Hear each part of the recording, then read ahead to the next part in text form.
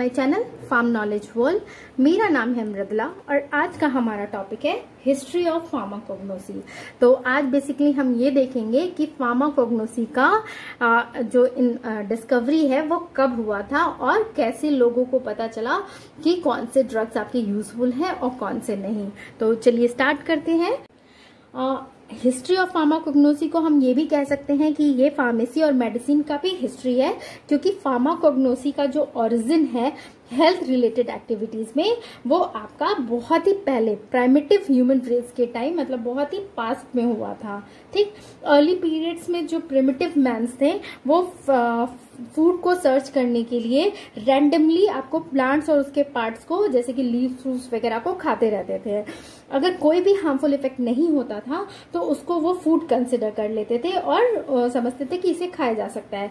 लेकिन जिसमें उन्हें कुछ अदर इफेक्ट्स मिलते थे तो वो क्या करते थे कि उसको मेडिसिन या फिर डिफेंस इंस्ट्रूमेंट्स की तरह यूज करने लगते थे। जैसे अगर डायरिया हो गया तो उसे पर्गेटिव के रूप में यूज करने लगते थे। पॉइजनस या डेथ अगर हो गई है तो उसको एरो पॉइजन, मतलब अपने आप को डिफेंस के लिए यूज करते थे। ठीक है, ये नॉलेज जो गेन होता था पहले के लोगों को वो बिल्कुल ट्रायल और एरर मेथड पे बेस्ड था। मतलब अगर हार्मफुल नहीं है तो फूड, और अगर हार्मफुल है तो डिफेंस पर्पस के लिए या मेडिसिन पर्पस के लिए। तो क्या हुआ कि इन सब चीजों को, इन सारे मेथड्स को माना जा सकता है कि कंबाइन करके उस टाइम पे लोगों ने एक कंसिडरेबल नॉलेज गेन कर लिया था मेडिसिन और फूड प्लांट्स के बारे में। ठीक है, तो जो भी अक्वायर्ड उस समय उनको जो भी नॉलेज मिलती थी वो एक जनरेशन से दूसरे जनरेशन तक पास होती थी और उसके साथ ही हर जनरेशन के साथ उसमें कुछ ना कुछ नई इन्फॉर्मेशन ऐड होते जाती थी।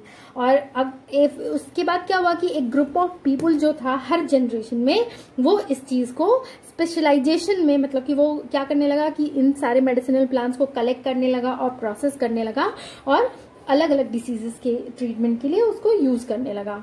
जब लोग आपको रीड नहीं कर पाते थे, राइट नहीं कर पाते थे, तो एक जनरेशन से दूसरे जनरेशन को वो अपनी नॉलेज को या तो ओरली पास करते थे या तो फिर कुछ साइन और सिंबल्स यूज करके करते थे।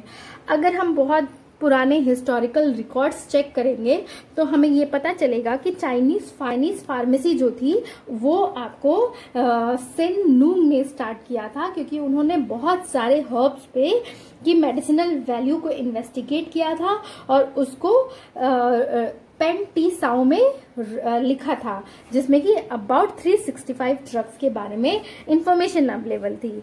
और सबसे इम्पोर्टेंट क्लिनिकल मैनुअल है ट्रेडिशनल चाइनीज का सेंग हैंग लून, मतलब कि treatise on the treatment of acute diseases caused by cold.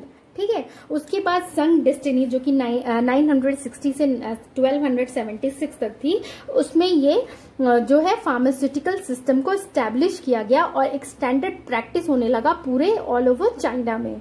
ठीक है, 1552 में जब मिंग डेस्टिनी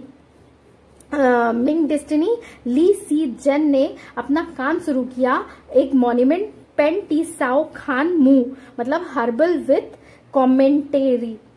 ठीक है, इस पे काम करना शुरू किया तो आपका फर्दर ये फार्मेसी ग्रो हुआ और उन्होंने इसमें आपको 1892 ड्रग्स के बारे में लिखा गया था, जिसमें कि 376 को पहली बार डिस्क्राइब किया गया था 1160 ड्राइंग के साथ। ठीक है, उसके बाद इजिप्ट में, अगर पुराने इजिप्ट को देखते हैं तो वहां पे आपको लगभग कंप्लीट मेडिकल डॉक्यूमेंट इबर्स पैपरस मिलता है, जिसमें कि 800 प्रिस्क्रिप्शन का कलेक्शन है जो कि 700 ड्रग्स के बारे में मेंशन किया गया है।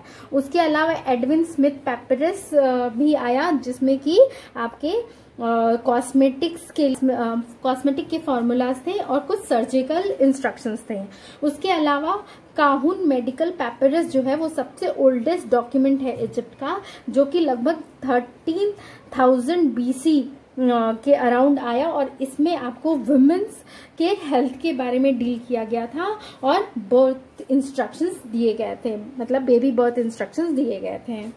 बहुत सारे ड्रग्स जो आज हम यूज करते हैं, जैसे कि henbane, opium, pomegranate, castor oil, aloe, onion और भी बहुत सारे ड्रग्स जो कि उस समय इजिप्ट में ऑलरेडी यूज होते थे अराउंड 4500 ईयर्स अगो। सबसे अर्लीस्ट प्लांट मेडिसिन जो यूज हुआ था आयुर्वेदिक सिस्टम में, उसके बारे में डिस्क्राइब हुआ था अराउंड 1200 BC, जिसमें कि 127 प्लांट्स के बारे में लिखा गया था। और जो आयुर्वेदिक राइटिंग है उसको बेसिकली 3 मेन कैटेगरीज में डिवाइड की गई है, चारक संहिता, सुश्रुता संहिता और अष्टांग हृदयम संहिता। जो मेडिसिन की प्रैक्टिस थी जिसमें कि मेडिसिनल प्लांट्स यूज होते थे, वो फर्दर फ्लोरिश हुआ आपके ग्रीक सिविलाइजेशन के साथ, जब बहुत सारे हिस्टोरिकल पर्सनालिटीज जो थे वो हर्बल मेडिसिन के बारे में प्रैक्टिस करने लगे। कुछ उनमें से जो नेचुरोलॉजिस्ट, साइंटिस्ट और फिजिशियंस हैं जिन्होंने बहुत ज्यादा ह्यूमन नॉलेज को कंट्रीब्यूट किया अबाउट मेडिसिनल प्लांट, उसमें है आपके हिपोक्रेट्स, एरिस्टोटल, थियोफैरेटस, डायस्कोराइड्स, प्लिनी और गैलन। जो हिपोक्रेट्स हैं उनको फादर ऑफ मेडिसिन भी कहा जाता है, क्योंकि उनका कंट्रीब्यूशन जो था ह्यूमन एनाटॉमी और फिजियोलॉजी में बहुत ज्यादा था। उसके अलावा उन्होंने आपको बहुत सारे मेडिसिनल प्लांट्स को कलेक्ट किया था और उसको आइडेंटिफाई किया था और हर्बल मेडिसिन के बारे में भी प्रैक्टिस किया था। उनकी जो मटेरिया मेडिका जो उन्होंने लिखी है उसमें अराउंड 300 to 400 मेडिसिनल प्लांट्स के बारे में लिखा गया है।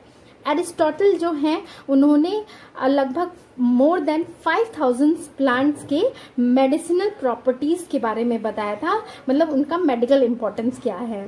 डायस्कोराइड्स जो हैं उन्होंने 5 वॉल्यूम ऑफ बुक मतलब कि डी मटेरिया मेडिका के 5 वॉल्यूम्स पब्लिश किए और इसमें लगभग 600 मेडिसिनल प्लांट्स के बारे में लिखा गया है। और जो गैलन है, इन्होंने पहली बार हिस्ट्री में ये डिस्क्राइब किया बहुत सारे मतलब हंड्रेड्स ऑफ रेसिपीज और फॉर्मुलेशन मेडिसिनल प्रिपरेशन के लिए, जिसमें कि बोथ प्लांट्स और एनिमल इंग्रेडिएंट्स इन्वॉल्व थे। आज के डेट में जो क्लिनिकल फार्मेसी है वो आपको इसी मेथड्स और रेसिपी पे बेस्ड है। प्रेजेंट डे आज जो एलोपैथिक और homeopathic system of medicine use होता है वो भी गैलन के डिस्क्राइब किए हुए डॉक्ट्रिन मतलब उनके मेथड और रेसिपी पे बेस्ड है। ठीक है, वो जो प्रैक्टिस उन्होंने डिस्क्राइब किया था उस पे बेस्ड है।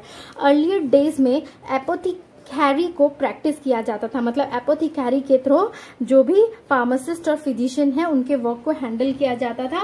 मतलब इसमें फार्मासिस्ट और फिजिशियन मिलके सारे रिकॉर्ड्स मेंटेन करते थे और फिर पेशेंट के ट्रीटमेंट करते थे।